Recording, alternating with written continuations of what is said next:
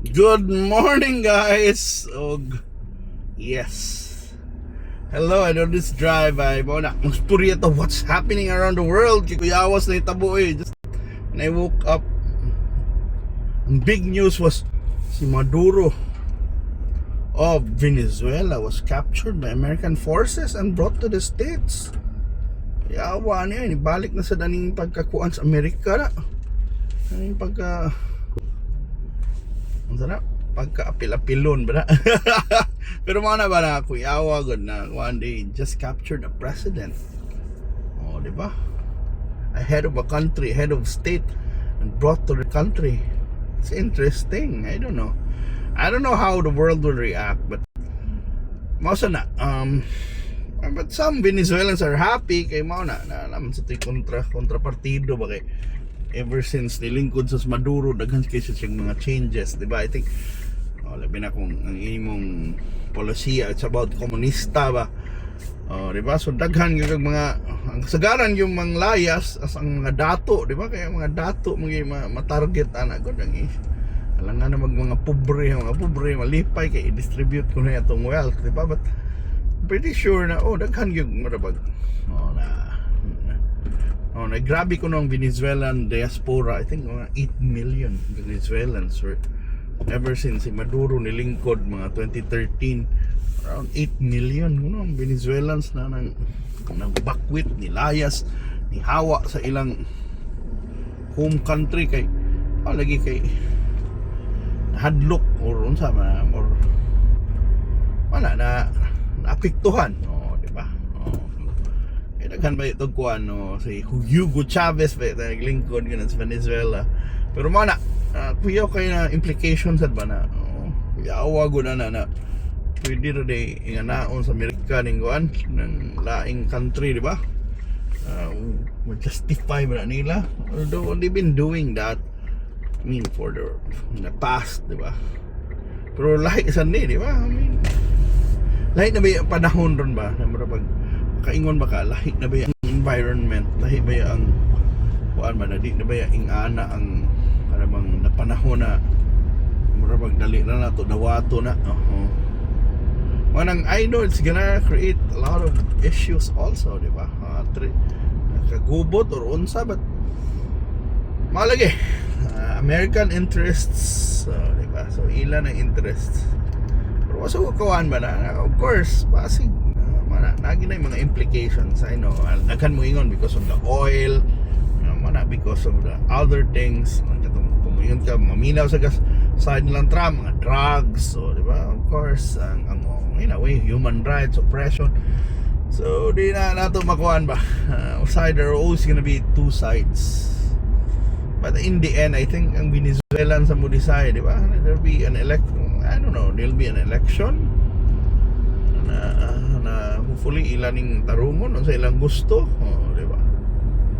But yeah, that's interesting na antod karon 26 na tama ba, we talked about sa una kan mga gira sa ng Russia ug Ukraine, di ba? Pandemic pa lang na maglagot na ko before. Some people might say na the Russia, Ukraine, the people of Ukraine ano magapil-apil kanang gira, but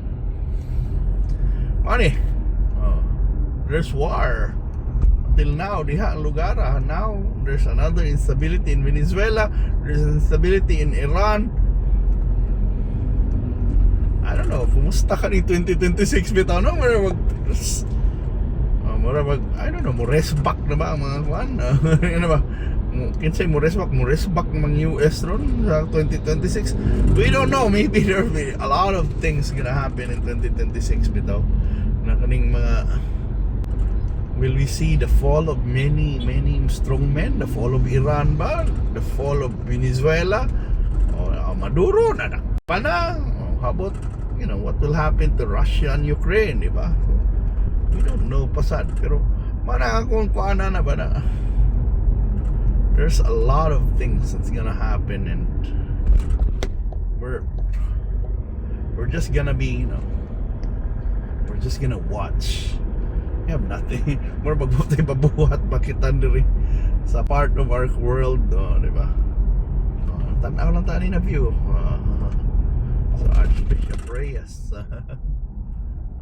Nindot sa view din, you know, one of my favorite spots dito sa Cebu when it comes to driving. Nangyay ko tanaw na rin lugar.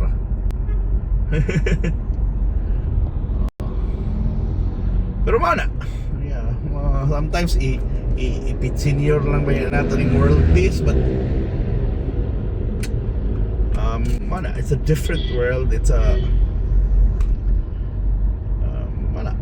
we are looking outside man para mag something kagubot in the Philippines. Kumusta sa nidiri, di ba na sa tay mga issues we don't know, will it be settled in 2026 or nabay dakong kagubot no 2026 tungod ani ato mga issues na atong giatubang. It's akuan ba, it's an interesting time sa unsa maning year of the horse, fire horse, oh di ba, mga fighting horse man red horse or year of the red horse man ni ron. So pero mauna ba, we will see, di ba, pag unsa to expectations and malagi na opening act pa lang sa year na Nicolas Maduro idakop sa US na rally sa whole Iran. So asa ta kapadung ani how will this end, and that's how we start. Nag-away naging iro pag upa lang away ng iro.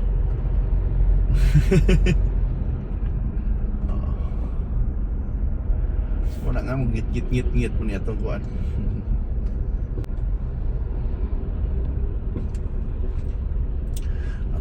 atong drive, diba? Pero yes, this is Cebu in 4K by the way, so nang tanaw lang ta sa mahitabo, but we're all still praying and hoping na malagi na dili magkagubot yung maayo. Yeah, over here in Cebu, I don't know kuan pa man. Padung pa ta mag-celebrate sa Sinulog. So senior pa tang feeling, pero mo na ang kuan lagi nako na atong ampuan na lang gid na kaning panahon na kaning 2026 will in a way be better than 2025. Pero mo na sa sugod pa lang, okay ba, kuha na kayo. Interesting times ahead. So it's gonna be an interesting 2026. Maybe change is coming. Maumginti na kanang word na kanang phrase na change is coming. Maybe in 2026 change will really come. Diba? Yung break raman ka. Oh, diba? So what ba? So we hope na ang 2026 will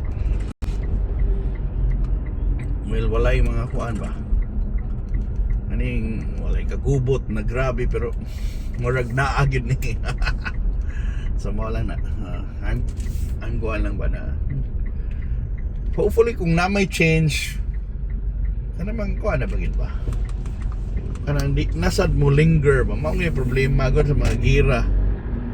Diba like what happened in Russia and Ukraine, nilinger ang gira then maapektuhan ta ba na kaning ang oil, ang kuan, daghan og elemento.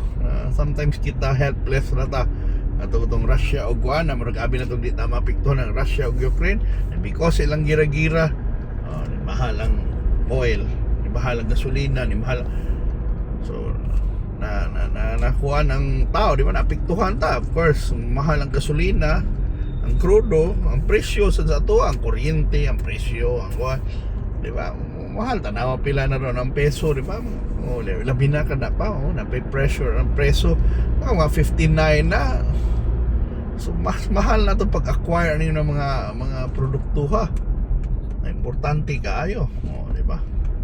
So mana ang kuha na to na wala na atong prayer na dili na kuan wala kung naman yung mga gira kuan rata maayo untag di magdugay na ay mga solution again mo stabilize ra mga presyo.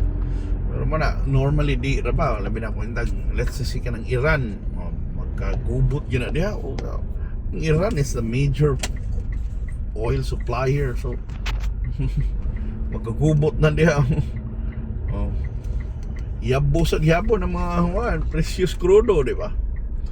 Oh, so of course, ba na. Of course, namin lang ila man sa namin sila mga issues diha na ila localized issues ba nga ilang ang taga ila ray makasabot sad, di ba?